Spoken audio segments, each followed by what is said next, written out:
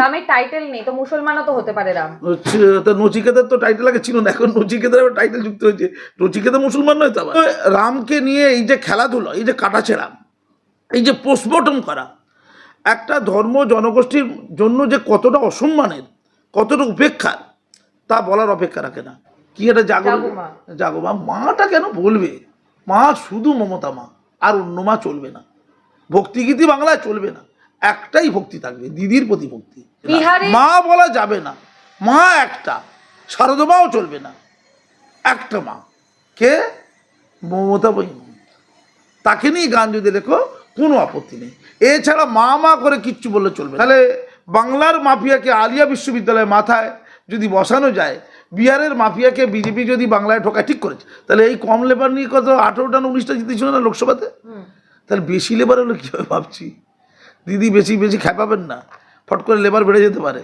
ওই লেবারেই অবস্থা, তাহলে বেশি লেবার হয়ে গেলে কি আপনার কি অবস্থা হবে? লেবার চার্জ দিতে পারবেন না, আপনি ঝামেলা পড়ে যাবেন। আমার যাবার সময় হলো, দাও বিদায়। হরি দিন যে গেল, সন্ধে হলো, পার করো আমারে। দিদির মুখে কেমন কথা, আমার যেন কখনো কখনো মনে হচ্ছে উনি কি ধ্যানে গেছেন। উনি কি গৌতম বুদ্ধ, মহাবীর জৈন? মানুষের দুঃখ দুর্দশা ক্লান্তি গ্লানি উনি দেখছেন, সেই অন্ধকারের কথা, সেই যখন শীতলতার মধ্যে হারিয়ে যায় জীবনানন্দ দাশ, বনলতা সেনের শীতলতার মধ্যে হারিয়ে যাওয়া, সেই প্যাঁচা ডেকে যায়। মুখ্যমন্ত্রী মমতা বন্দ্যোপাধ্যায় নেতাজি ইন্ডোর স্টেডিয়াম থেকে কালকে বলছে যে ফাদার অফ নেশনকে বাদ দিয়ে রাম নাম করছে বিজেপি। অর্থাৎ রামটা তাহলে ফাদার অফ নেশনের ছিল নাকি, পৈতৃক সম্পত্তি নাকি?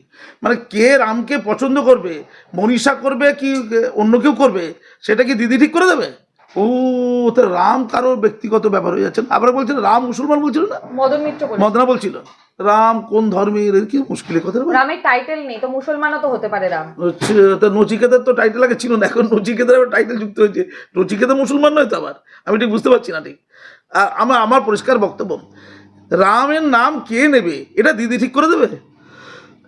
আমি বিস্মিত রামকে নিয়ে এই যে খেলাধুলা, এই যে কাটাছেড়া, এই যে পোস্টমর্টম করা, একটা ধর্ম জনগোষ্ঠীর জন্য যে কতটা অসম্মানের, কতটা উপেক্ষার, তা বলার অপেক্ষা রাখে না। আমি তোমার চ্যানেলে গতদিনও বলেছি যে রাম মুসলমান হতে পারে না, কারণ রামের ইতিবৃত্ত যখন রচিত হয়েছে, রামায়ণের ইতিবৃত্ত যখন রচিত হয়েছে, তখন ইসলাম পৃথিবীতে আসেনি। ইসলাম 1400 বছর আগে এসছে, আর রামের ইতিবৃত্ত লিখিত হয়েছে 3500 বছর আগে। তার কি করে রাম মুসলমান হয়, এই শিক্ষাটা ওই আমাদের মদনাদেরকেও দেয়নি। এত মূর্খতা নিয়ে এরা পার্টি করে, রাজনীতি করে, আর লোককে খেপায়। ধন্যবাদ। অত্যাচারী চক্রান্ত অনাহারীর দল বিজেপি, দুর্যোধন এবং দুঃশাসনের দুজন হয়েই বিজেপি। আচ্ছা, বিজেপিকে গাল দিবি দিবি, ধর্মকে ভাই প্লিজ গাল দিস না। আর মা বলে একটা কি হচ্ছে না, কি একটা জাগো মা, মাটা কেন বলবে? মা শুধু মমতা মা, আর অন্য মা চলবে না। ভক্তিগীতি বাংলায় চলবে না, একটাই ভক্তি থাকবে, দিদির প্রতি ভক্তি। সেই জন্য এই লগ্নজিতে এই দুরবস্থা। আমাদের ভক্তিগীতি বলতে কোন গীতিগুলো? মা কালীকে নিয়ে অজস্র গান লিখেছিলেন কাজী নজরুল ইসলাম। এই যুগে যদি লিখতেন অবস্থা খারাপ হয়ে যেত। সেই যুগে বরঞ্চ মুক্তি ছিল। মা দুর্গা, মা কালী, মা সরস্বতী নিয়ে কত ভক্তিগীতি আমাদের হয়েছে না? ভক্তিগীতি চলবে না, মা বলা যাবে না, মা একটা, শারদমাও চলবে না, একটা মা। কে? মমতা বই। তাকে নিয়ে গান যদি লেখো কোনো আপত্তি নেই, এছাড়া মা মা করে কিচ্ছু বললে চলবে না। এটা মাথায় রেখে বাংলা জনগণ চলুক। বলুন। বিহারের মাফিয়াদের নিয়ে এসেছে 50টা বাইক করে, মুখ্যমন্ত্রী বলছেন। কে নিয়ে এসেছে? বিহারের মাফিয়াদের কে এনেছে আমি জানি না। কার কথা বলছো? বিজেপির কথা বলছে। ও বিহার থেকে গেলে মাফিয়া হয়, আর বাংলাতে গেলে বিখ্যাত হয়। মানে বাংলা শওকাত, শাহজাহান, মানে যে শওকাতকে আলিয়া বিশ্ববিদ্যালয়ের ওই কোর্ট মেম্বার করেছেন দিদি, মানে তিনি মাফিয়া নন।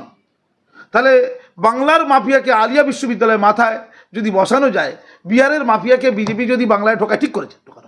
বিজেপির কটা বন্ডেড লেবার আছে? বিজেপির কটা বন্ডেড লেবার আছে? ও আচ্ছা, তাহলে এই কম লেবার নিয়ে কত 18টা না 19টা জিতেছিল না লোকসভাতে? তাহলে বেশি লেবার হলো কীভাবে ভাবছি? দিদি বেশি বেশি খেপাবেন না, ফট করে লেবার বেড়ে যেতে পারে।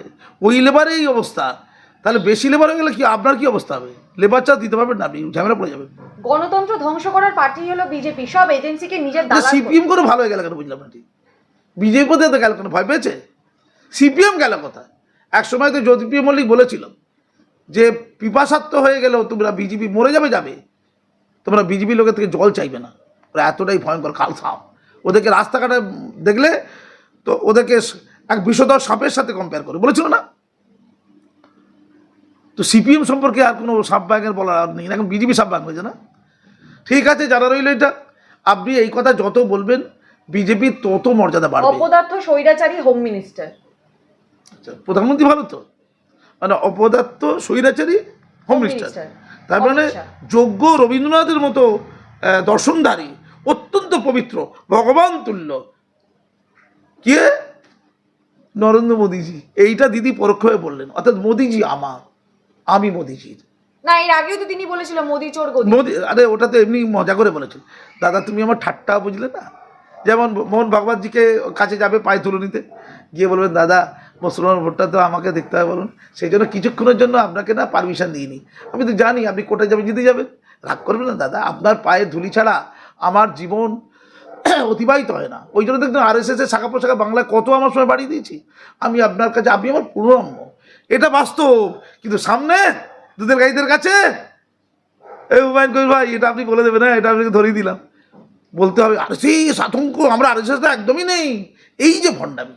RSS থাকুক না, তাকে ভালোবাসুক না, তাকে শ্রদ্ধা করুক না, তিনি নিজে ইনভাইট চেয়ে নিতে পারতেন, আপনি এসছেন আমি আপনার অতিথি হিসাবে যাবো ওই সায়েন্স সিটিতে, বলতে পারতেন।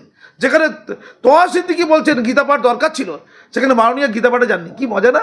মানে তোহা বলছে গীতা পাঠ পবিত্র, মাননীয় বলছেন বিজেপির লোকেরা, মানে ওই গেরুয়াদারি মানে বিজেপির লোক সব, ওই কার্তিক মহারাজরা যদি গীতা পাঠ করতে যাওয়া যাবে না, ওটা অপবিত্র।